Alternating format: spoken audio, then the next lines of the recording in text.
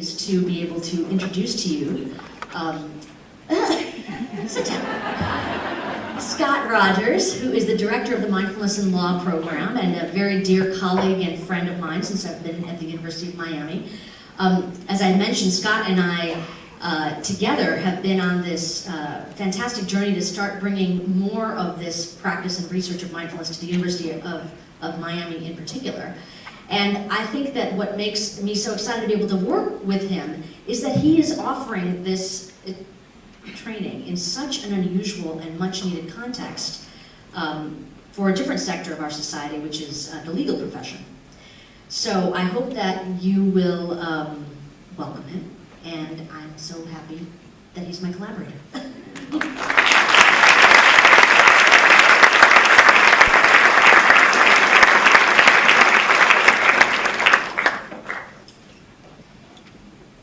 So it's really nice to be here with you all.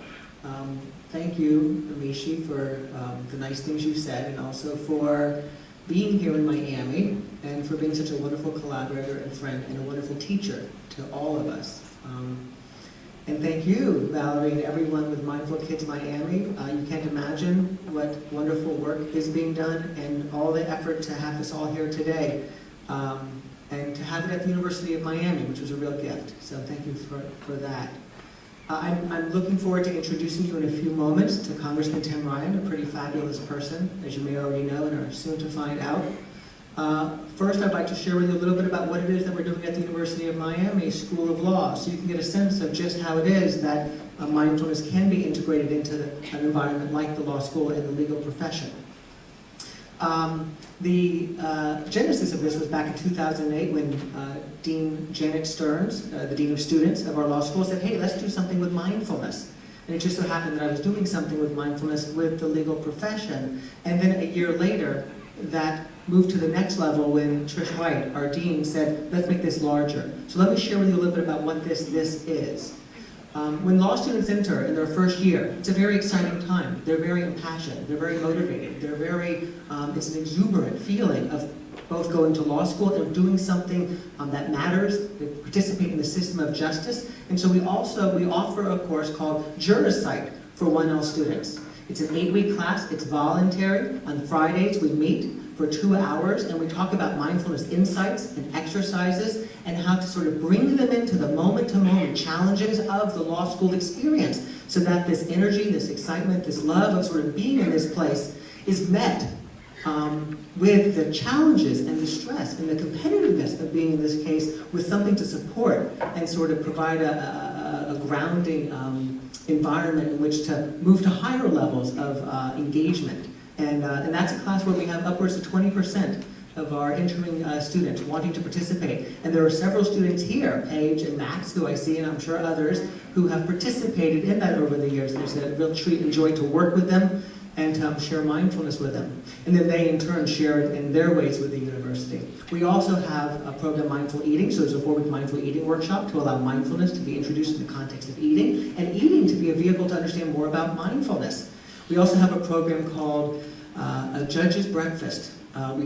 Judge Alan Gold, a wonderful federal district court judge who cares a lot about mindfulness and talks a lot about mindfulness, especially in the context of civility. Because as we get more stressed out, as we've been talking about, one thing that tends to sort of fall away is civility and our ability, even with the best of intentions, to really be present for what's called upon. And so each year, 12 students who have participated in a mindfulness program are asked to, or invited to attend the chambers of Judge Gold for what's called a frank discussion. There was a famous judge a long time ago named Jerome Frank who said, how a judge rules depends very much on what that judge had for breakfast, right? Which turned out at the time to be a pretty keen insight. So if we can be aware of the ways in which we're affected by what we eat, among other things, it can very much influence how we make decisions and make them more widely. And so it's called a frank discussion of mindfulness and judicial decision making. So those are some of the workshops that we do. In the curriculum, we have a variety of classes. The Mindfulness in Law program is really the first mindfulness in law program of any law school in the country, which is pretty terrific. There are lots of wonderful teachers in law schools around the country teaching mindfulness in various forms and finding creative ways of integrating it. So here are some of the other ways that we're doing it.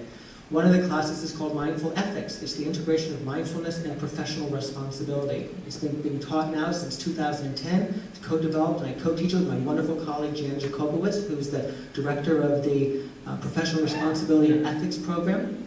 We also teach mindfulness and law, which is where over the course of the semester, the students have an introduction to and a deepening understanding of and practicing of mindfulness, where each week they then enjoy a conversation about an area of the law in particular that then dovetails with what they're learning about mindfulness. So for example, we have mindfulness and trial practice, mindfulness and negotiation, mindfulness and mediation, mindfulness and ethics, mindfulness and judicial decision making. And last year we were delighted and privileged to have Judge Chris McAlilly, who came to our class, met with our students, and talked very much about the practice of mindfulness in the context of being a judge, making decisions. And it transformed and changed that experience for the students, for myself, and I think she had a meaningful time too, because when you work with students, as you know, however old they may be, as you know, and we're all students all the way through to the end, it can be a very wonderful opportunity. And there's also mindful leadership, a new class that's being taught this semester for the first time, which is a collaboration that I'm enjoying with Dean Raquel Matis, a wonderful member of our faculty. And this is something that's being taught in business schools a little bit here and there, and we're delighted to be offering it at the law school. So those are the classes that we have. And then the last thing that I'll speak about are what are called mindful spaces. So as you might imagine, we have a lot of students. They're not all able to take a mindfulness class. There's just not that many spaces for them. They may not have that interest in one regard or another. So we offer what are called mindful spaces, where over the course of the week, students have an opportunity to taste, to sample a little bit of mindfulness. So here are just some of the examples, and what's really nice about it is this. As with the classes that I just ran through, they're collaborations with members of the faculty. This collaborative spirit is very important. So on Monday afternoons, the Insightful Mind Initiative, a student group that was formed to discuss mindfulness and how it can be integrated into the law school experience and the practice of law, meets at 1 o'clock, where they then usually will either sit and talk or they'll go out to the Arboretum, a beautiful tree sanctuary just off the law school. And that's led this semester by a wonderful guy named Trey Dahl. On Tuesdays, I'll have a 10-minute mindfulness sitting in my office for those who would like to participate in a very short sitting. It's called the Justice Home Sitting. So what we do is we take the word justice, because all law students are interested in, for the most part, justice and participating in justice, and we realize that if we really want to participate meaningfully in bringing about justice, it's important to see the world as it just is. As it just is.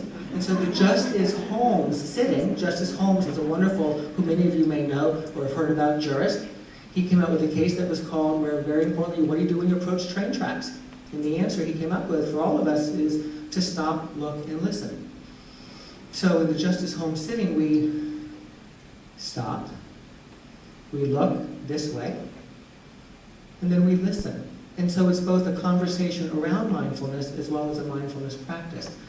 Wednesday mornings, 30-minute mindfulness sitting with Alex Schimmel in his office. That afternoon, the short stretch, a slight yoga practice, 10-minute yoga practice with Vanessa Alcazar in the student lounge.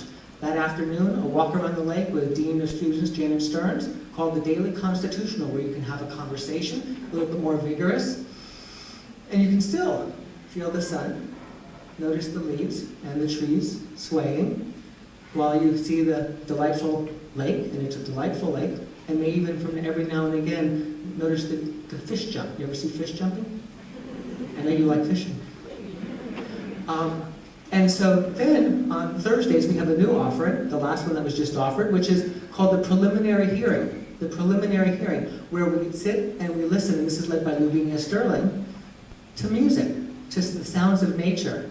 But we don't listen with a mind that's thinking about it. It's preliminary in that sense to the thought, the preliminary hearing. And so these are a variety of 15, 10, 20, 30-minute opportunities for students to say, that one sounds interesting. Or a friend says, oh, this is a neat one. Let's take a walk around the lake with the Dean of Students. And it allows all the students to participate, and faculty and staff in that regard, in many, many of these offers. And then this sort of the hub of the mindful spaces is every Wednesday. We have green tea on the bricks. This was started several years ago, where students are offered free iced and hot organic green tea and healthy sweeteners. So they can both have it and learn that this can be a way to sort of take in something that's a little stimulating, but not as stimulating as other things are, that many people are taking, but also even more so, the sipping of tea can be, and I'm sure you do this in many of your workshops, a mindful practice. To not just have it where you just drink it and walk along and have the thoughts go everywhere they're going, but rather to feel the warmth of the tea in the cup, to the aroma, to notice the aroma, maybe the sweetness of it, etc. So it's really an invitation to become a little bit more mindful during the day when you're off getting ready to run to class or run off to studying. And I suspect, Congressman Ryan, that when you were in law school, just a couple of years after I was in law school, that we didn't have these sorts of things, did we? No.